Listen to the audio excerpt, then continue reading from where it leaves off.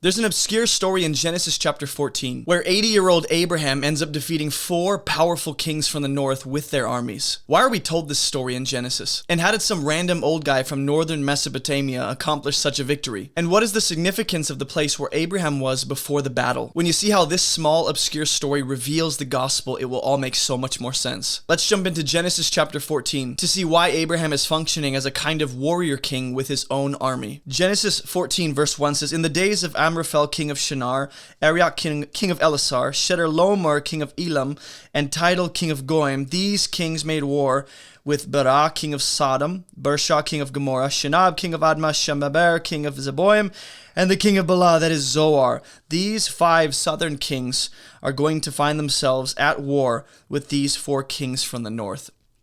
To summarize this chapter, the northern kings of the known world are at war with these southern kingdoms. Abraham's nephew Lot ends up getting caught in the crossfire as he lives in Sodom, and Abraham is called to rescue him. After winning the battle, there's a mysterious king-priest figure that comes out of Salem to bless Abram, and Abram ends up giving him 1/10 of all the spoils from the victory. If I were to use 2 words that capture this chapter, it'd be rescue and victory. Rescue and victory. So notice there are some key places geographically within this story. We have Shinar, if my pen works. We have Sodom. We have Gomorrah. If you know about the story so far, in Genesis chapter 11, we saw the plains of Shinar where they were building the Tower of Babel. The king of Shinar also seems to be the reference point for this timeline of the story. In the days of Amraphel, king of Shinar, right? So he is the one that ends up being significant and a focus within the story, as well as the time marker. So we have to ask why. Think about what we've been told about Shinar so far in the narrative. People come to the plains of Shinar to build the Tower of Babel and the accompanying city. Nimrod plays a role in that project as a mighty warrior hunter. And then we end up seeing Abram come from the land of Ur of the Chaldeans, which is where Shinar is. So Nimrod has connections to Shinar as its beginning of his kingdom. Abram comes from that region. The Tower of Babel was there. And now we see the king of that region in the north ends up fighting against the region that Abram and Lot are currently occupying in the south, which will later be known as the Promised Land. So the place where Abraham came from, if we're to follow his history, that place is at war with the land of promise he currently occupies. The king of Shinar also, along with 3 other kings, chooses to make war with 5 other kings who've rebelled against King Chedorlaomer. That seems to be the focus. Their rebellion is against this king of Elam. We aren't told anything specific about their rebellion or the nature of their servitude, and we have to ask why. Why are those details left out? Why are we given enough backstory to know what's happening, but not enough backstory to know who's the good guy in this situation and who's the bad guy? We aren't told if these guys were in service to King Chedorlaomer. We aren't told if their service was a good thing, if it was beneficial or abusive. We aren't told about their relationship for 12 years and how they came under King Chedorlaomer, king of Elam. We aren't told if these 5 kings right here are doing good or bad by rebelling against this king, Chedorlaomer. And we aren't told if these 5 kings are doing are violating any previous agreement. Most likely, this seems to be framed up as a kind of negative thing because it's a rebellion.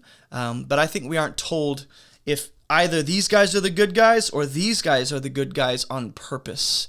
In other words, neither of these pagan kings on either side are viewed as good, per se. They're all evil kings and kingdoms doing evil things. In other words, there's no hero figure, there's no good king that God has favor and blessing upon yet, until Abraham gets involved. We just have a bunch of pagan kings that Abram has to get mixed up with as God's righteous partner. And all these join forces in the valley of Siddim, that is the Salt Sea. Verse 4 tells us a little bit of the backstory. 12 years they had served, again, Chedorlaomer. He's the focus of their service. But in the 13th year, they rebelled. So these 5 southern kings up here, starting with the king of Zoar, or the king of Bela, named Zoar, they rebelled. And in the 14th year, a year later, we have Chedorlaomer and the 3 kings with him in the north come with him and defeat the Rephaim. And that takes a wild turn. You think it's about to say that the king Chedorlaomer with his 3 boys end up going against the 5 southern kingdoms.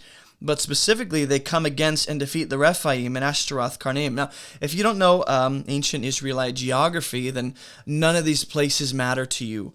But the Rephaim should matter. The Zuzim that they're defeating, the Emim and the Horites, that's who King Chedorlaomer is coming against and defeating in the hill country of Seir, as far as El Paran on the border of the wilderness. So every detail matters in Scripture. What a biblical author includes is significant to the point they're trying to make with the record that they're giving. So if we think about the fact that we're told how long they served the king, they served the king for 12 years, we're told. Then I want to know why we're told how many years, and even in what year the northern kingdom, why we're told the year that the king of the north decided to respond to their rebellion. Why do these details matter? Why do we care? There are some details that can be left out. Others are apparently relevant to the point the author's trying to make.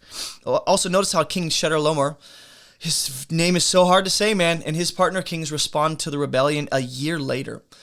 We don't know what developed over that year after the rebellion. We don't know what took place.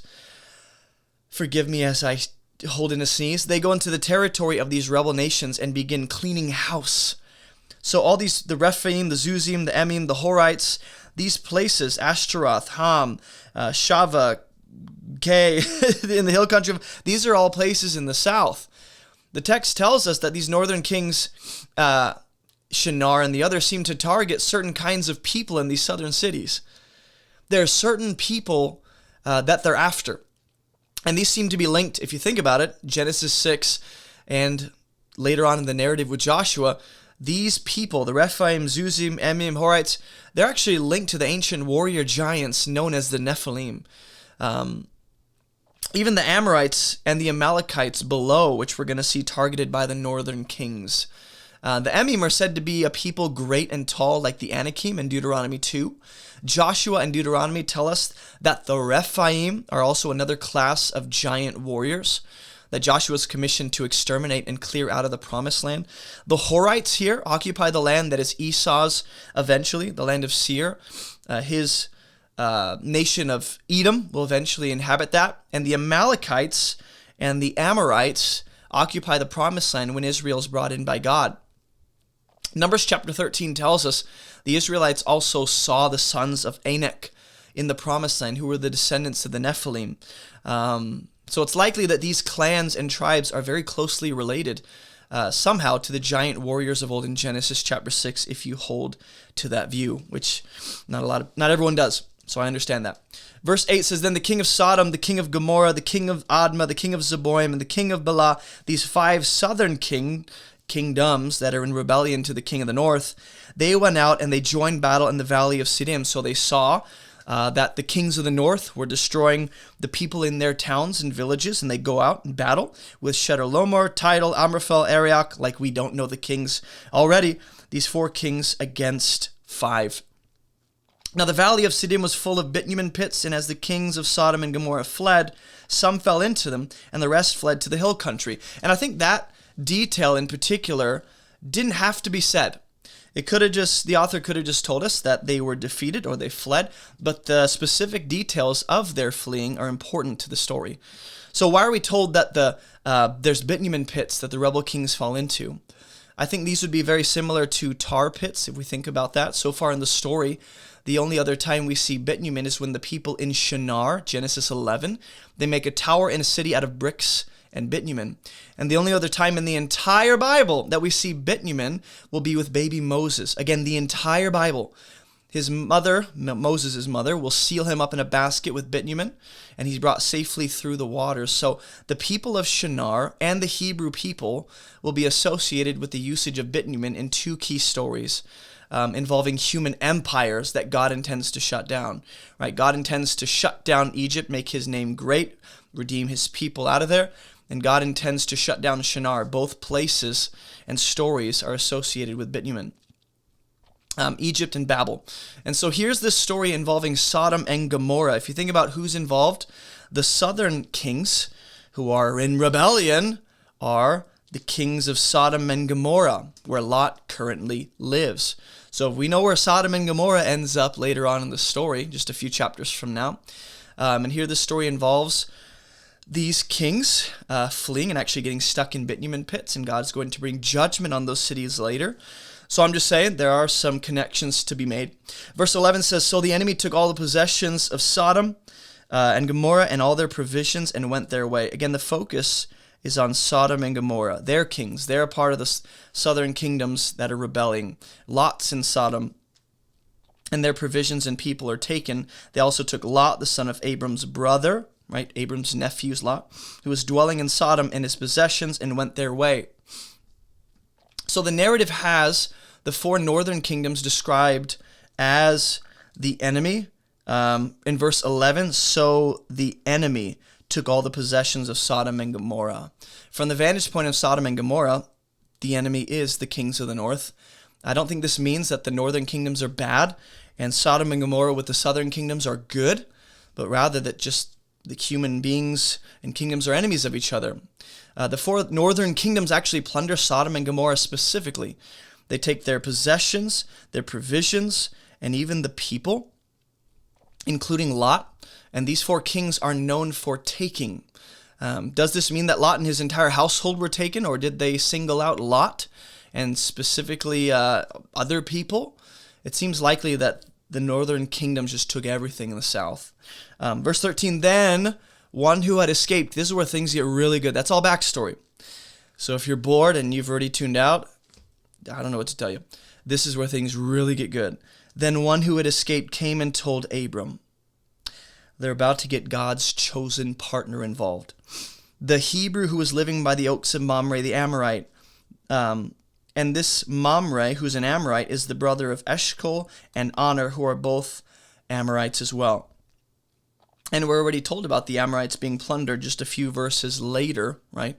The Amalekites and the Amorites were taken out by the kings of the north. Not completely annihilated, but plundered. These were allies of Abram. So you have Eshcol, you have Mamre, Eshcol, Aner. Amorites are allies of Abram. A question I have about the man who escapes to tell Abram: how did he escape? How did he know to go find Abram? How did he even know where Abram was? How did he locate him when he's moved after Lot already left? That's interesting. We can probably safely assume that Lot gave direction and instruction, but notice what's said about Abram. There are several things that you really need to pay attention to about Abram in this story that are contrasted with everyone else in the rest of the story. He's living in a state of ease, you might say. He's living by the oaks of Mamre. He has allies. He's a Hebrew, right? He's found. So he's hanging out with some trusted friends while the rest of the known world is apparently at war.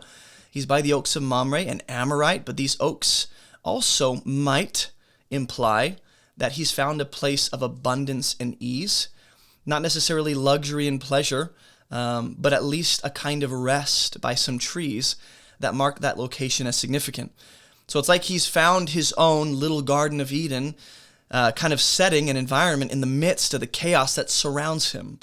Again, we have a chosen partner of God, kind of at ease among trees with allies in the midst of the chaos around him. Abram is specifically referred to as a Hebrew right here, which we should ask why, because we already know Abram if we're following this story. The last 3 chapters have been focused on Abram. So why is he singled out as being a Hebrew? I think it's to contrast him personally with the rest of the people at war who are pagan Gentiles. Real quick, if you don't know me, my name is Jason, and I have some free gifts for you at AboveReproachMinistry.com. Go to the website or click the links in the description below to check out all of our free Bible study resources. We have online Bible classes, devotional studies, Bible study workshops, all of my sermon notes, and more. You can even join our online church community on the Discord app. We also have discussion groups all around the world, and if you don't see one in your area, message me and we'll help you start a launch group. I personally lead a group in Spartanburg, South Carolina. If you live in the area, we'd love to have you join us on Fridays for Bible study. So contact me if you're interested, and if you or your church would like me to come preach or teach, just message me or shoot me an email and we'll see what we can do, because I love preaching in person. If you're a new follower of Jesus, click the New Believers section to access everything we recommend for new believers. And be sure to snag a copy of my book, Fruitful, to support this ministry. All right, that's all I got for you. Let's jump back into the video. So we also see that Abram is a kind of neutral party. He has no side in this war except that his nephew's been taken. So there is no right side. He's not interested in any of the kings and kingdoms that are part of this whole thing. He just cares about his nephew Lot. Verse 14 says, when Abram heard that his kinsman, again, the emphasis on his kinsman, his nephew, had been taken captive, look at what Abram does. We're given no hints so far in the story of what you're about to see here in the next few verses. When he heard, he took his trained men, born in his house, 318 of them, and went in pursuit as far as Dan. So just a few things to note about this verse. Abram is set forth as a kind of, or he's displayed as a kind of king himself. If not at least, he's displayed as some kind of army commander. He's dwelling in his own specific territory, with his own allies, with his own army, and his own God that goes before him. It's as if we see another callback to Genesis 11 and 12, right? When God disperses the nations from Shinar and the languages, and he makes his own set-apart nation out of Abram to be contrasted with the rest of the nations of the world. So we see Abram functioning as his own nation, set apart unto God, without his own descendants currently. But he has this land, he has allies, he has an army, he has this calling and promise from God, he has a God he serves. I mean, he has everything essentially you would expect except descendants. So the question is, where and how did Abram happen to acquire 318 of his own personal trained men born in his house? That's a lot of men that are trained for war. How were they even trained for war? Abram's in his 80s now. When did this training occur? In between journeys, before he went to Haran? And if these were just the trained men, how many others were in his household that weren't necessarily trained for war?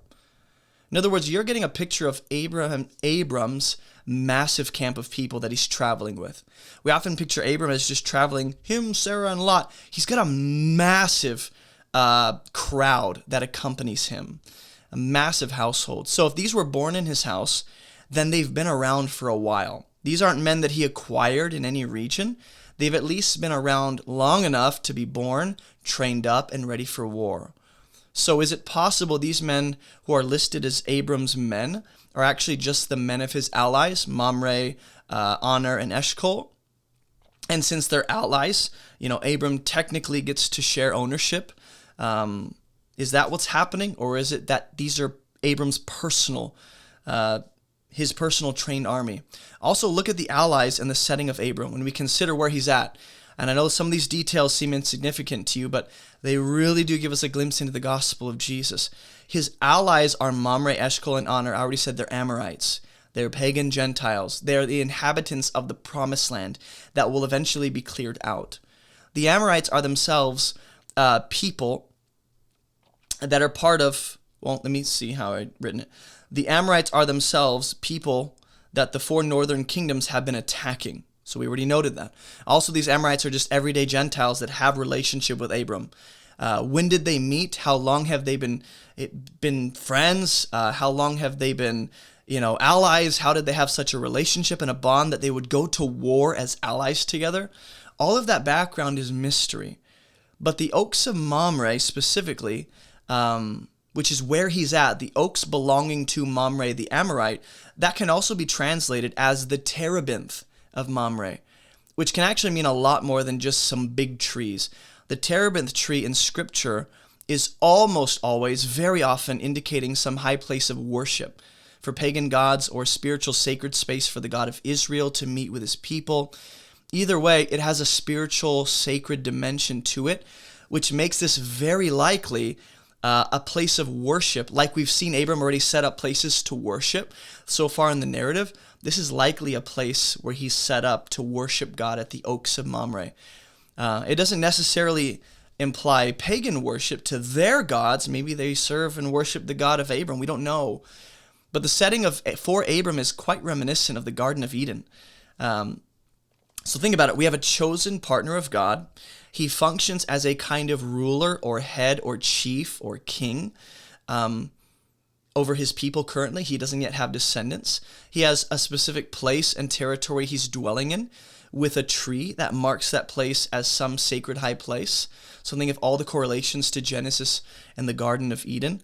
We have 3 Gentile allies plus Abraham, so that's 4 that are going out of this place to bring a kind of peace or shalom to the surrounding world by defeating those kings and rescuing people and ending that battle.